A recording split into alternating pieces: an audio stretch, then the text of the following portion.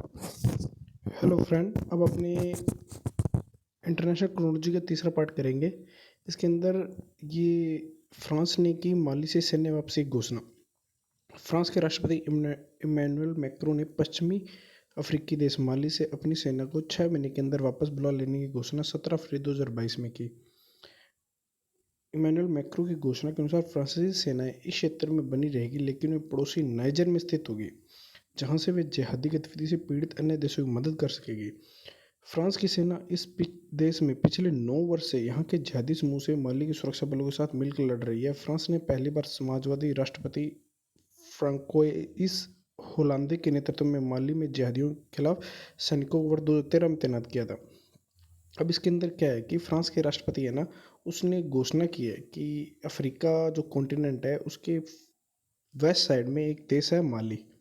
माली से अपनी सेना को 6 महीने के अंदर वापस बुला लेगा और वो वहाँ पे फ्रांसीसी सेनाएं तो रखेगा, परंतु वो उसके पड़ोसी देश नाइजर में होगा, नाइजर में रहेगी। और नाइजर एक देश का नाम है और नाइजर एक नदी का नाम भी है, परंतु नाइजर उस देश के अंदर रहकर वो क्या है उस वहाँ पर नज़र रखेगी माली के अंदर कि भाई कोई जिहादी एक्टिविटी तो नहीं कर रहा।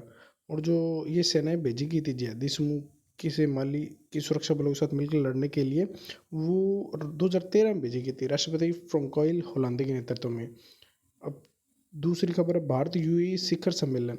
भारत और यूनाइटेड अरब अमीरेट का शिखर सम्मेलन हुआ था। प्रधानमंत्री नरेंद्र मोदी और अबू धाबी के क्राउन प्रिंस एवं यूएई के सशस्त्र बलों के उप सरोज कमांडर शेख मोहम्मद बिन जियाद अल नहयान के मध्य एक वर्चुअल शिखर सम्मेलन 18 फरवरी 2022 को आयोजित किया गया।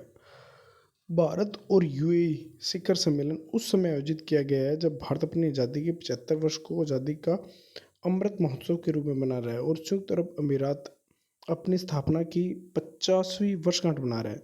एक बात ध्यान देने वाली है कि जो यूएई है वो इसकी जब स्थापना हुई थी उसका 50वां वर्ष मना रहा है और भारत अपना 75वां बना रहा है।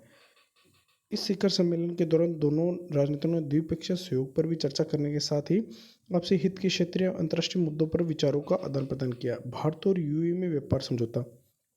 उक्त शिखर सम्मेलन के दौरान भारत और यूएई ने ऐतिहासिक व्यापार आर्थिक भागीदारी समझौता पर हस्ताक्षर किए। कॉम्प्रहेंसिव इकोनॉमिक पार्टनरशिप एग्रीमेंट पर हस्ताक्षर किए। इस CEPA comprehensive economic partnership agreement का उद्देश्य दोनों देशों के बीच वस्तु के व्यापार को अगले 5 वर्षों में $100 अरब तक बढ़ाना है। इस समझौते में मुक्त व्यापार से लेकर डिजिटल अर्थव्यवस्था और सरकारी खरीद तक आपसी हित के अनेक रणनीतिक क्षेत्रों के व्यापक विषयों को शामिल किया गया है। संयुक्त अरब अमीरात द्वारा अमेरिका, यूरोपीय संघ, ब्रिटेन और जापान जैसे विकसित देशों में नियामकीय मंजूरी मिलने पर भारतीय दवाओं को स्वतः पंजीकरण एवं मंजूरी प्रदान करने की सहमति जताई है। कॉम्प्रहेंसिव इकोनॉमिक पार्टनरशिप एग्रीमेंट के अतिरिक्त दोनों देशों के मध्य कई अन्य समझौतों पर भी हस्ताक्षर किए गए, जिनमें यूएई के लिए खाद्य सुरक्षा कॉरिडोर पहल पर एपिडा एपिडा एवं डीपी वर्ल्ड एंड अल दहरा के बीच समझौता ज्ञापन और गिफ्ट सिटी और अबू धाबी ग्लोबल मार्केट के बीच समझौता ज्ञापन शामिल है।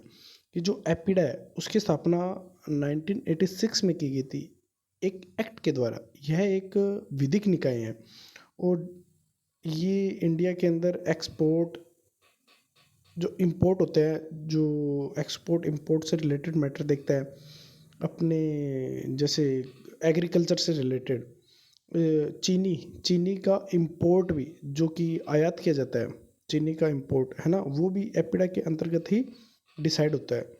महत्वपूर्ण तथ्य क्या है, प्रधानमंत्री नरेंद्र मोदी ने वर्ष 2015, वर्ष 2018 और वर्ष 2019 में यूएई का दौरा किया, जबकि अबू धाबी के क्राउन प्रिंस ने 2016 और 2017 में भारत का दौरा किया है। भारत के मध्य नीली अर्थव्यवस्था और महासागर शासन रोड मैप पर हस्ताक्षर। भारत और फ्रांस ने नीली अर्थव्यवस्था अर्थात समुद्री अर्थव्यवस्था पर द्विपक्षीय आदान प्रदान बढ़ाने के लिए एक रूपरेखा पर हस्ताक्षर किया है। समझौता विदेश मंत्री एस जयशंकर की फ्रांस की 3 दिन की यात्रा के दौरान 22 फरवरी 2022 को किया गया। इसके साथ ही दोनों देशों के बीच कानून के तहत समुद्र पर एक ढांचा दृष्टिकोण बनाने तथा मजबूत तटीय और जलमार्ग ढांचे पर सहयोग के लिए भी सहमति बनी है। इस रोड मैप के दायरे में समुद्री व्यापार, समुद्री उद्योग, समुद्री प्रौद्योगिकी, मत्स्य पालन, वैज्ञानिक अनुसंधान, समुद्री पर्यावरण पर्यटन, अंतर्देशीय जलमार्ग, एकीकृत तटीय प्रबंधन, नागरिक समुद्री मुद्दों पर सक्षम प्रशासन के बीच सहयोग शामिल होगा। इस समझौतों को करने का दोनों देशों का उद्देश्य वैज्ञानिक ज्ञान और समुद्री संरक्षण में योगदान देना तथा यह सुनिश्चित करना है कि समुद्र स्वतंत्रता और व्यापार का स्थान बने जो कानून पर आधारित हो। आजकल ये मैटर बहुत ज़्यादा चल रहा है कि चाइना साउथ चाइना सी के अंदर बहुत ज़्यादा इंटरफेयर करता है। तो इसी से रिलेटेड भारत विभिन्न देशों के साथ सहयोग कर रहा है कि एक कॉमन लॉ बने सी को लेकर। वैसे यूएन क्लोज है तो सही, United Nations sea of law, परंतु उसको कोई मानता नहीं है। बहुत कम, जैसे अमेरिका ने इसको रेटिफाई नहीं कर रखा। यूनाइटेड नेशन का एक है यूएन क्लोज, है ना, वो अब अलग अलग देश अलग अलग है। जैसे चाइना बोलता है कि पूरा साउथ चाइना सी 9 डैश लाइन तक मेरा है। ये एक विवादित विषय है। भारत से निपटने के लिए अलग अलग देशों के साथ सहयोग कर रहा है बार बार।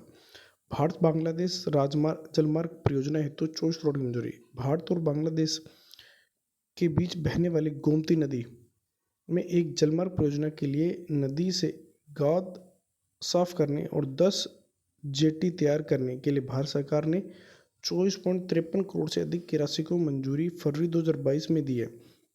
भारत सरकार के पतन पोत परिवहन और जलमार्ग मंत्रालय द्वारा इस राशि की स्वीकृति त्रिपुरा के सिपाही जाला जिले के सोनामुंडा से बांग्लादेश के दौड़कांडी के बीच 93 किलोमीटर पर स्थापित जलमार्ग को परिचालन लायक बनाने के लिए लगभग 15.5 किलोमीटर के हिस्से से खाद साफ करने की जरूरत को पूरा करने के लिए दी गई है। नदी में परिवहन बेहतर बनाने के लिए भारत में 1.5 किलोमीटर और पड़ोसी राष्ट्र बांग्लादेश 14 किलोमीटर के हिस्से की सफाई करना प्रस्तावित है। उल्लेखनीय भारत सरकार के पतन पोत परिवहन जलमार्ग मंत्रालय ने मई के अंत तक दाऊदकुंडी से सोनमुरा तक 200 से 300 टन की क्षमता वाले जहाज़ों को लाने का लक्ष्य रखा। कि ये एक फैक्ट है कि रोड, ट्रेन और हवाई से ज़्यादा सस्ता अपने जल मार्ग ही पड़ता है।